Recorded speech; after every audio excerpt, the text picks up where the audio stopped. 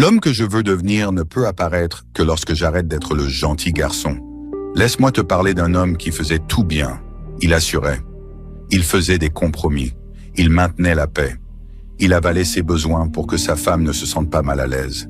Il s'excusait le premier, à chaque fois, juste pour mettre fin au conflit.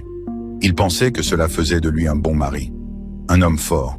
Le genre d'homme qui met sa famille en priorité. Mais voici ce que personne ne lui a dit. Un homme qui ne peut pas dire non n'est pas généreux. Il a peur. Un homme qui s'abandonne pour garder une femme ne l'aime pas. Il essaie de contrôler l'image qu'elle a de lui. Ce n'est pas de la force, c'est de la survie. Quelque part dans son enfance, il a appris que sa valeur venait du fait d'être utile, que ses besoins étaient de trop, alors il s'est fait plus petit. Et il a emporté cela dans cage de relation, donnant tout, recevant des miettes et se demandant pourquoi il se sentait toujours invisible. Un divorce ne lui a rien appris. Il a continué à blâmer les femmes au lieu de voir le schéma. Le schéma, c'était moi.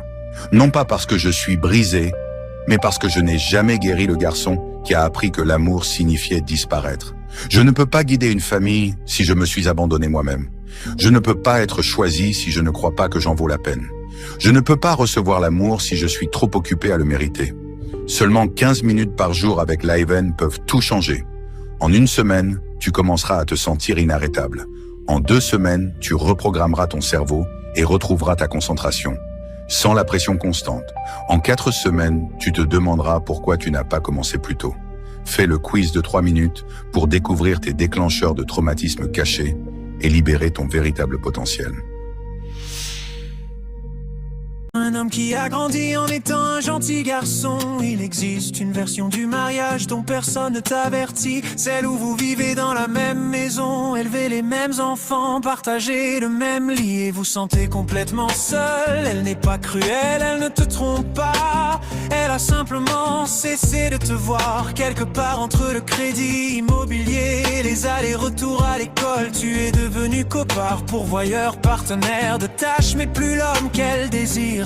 Tu ne te souviens plus de la dernière fois qu'elle t'a touché en premier, de la dernière fois qu'elle t'a regardé comme avant, de la dernière fois où l'intimité était quelque chose qu'elle voulait et non quelque chose à quoi elle a simplement consenti.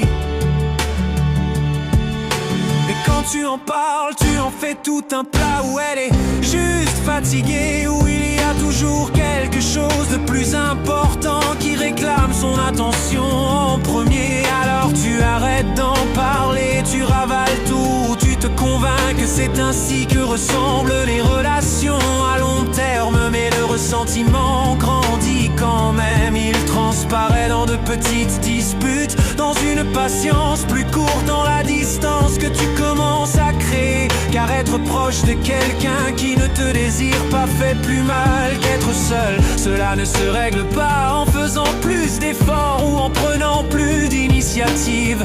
Cela se règle en comprenant pourquoi tu as accepté si peu pendant si longtemps. Et là où ce schéma a vraiment commencé, seulement 15 minutes par jour avec Liven peuvent tout changer. En une semaine tu commenceras à te sentir inarrêtable.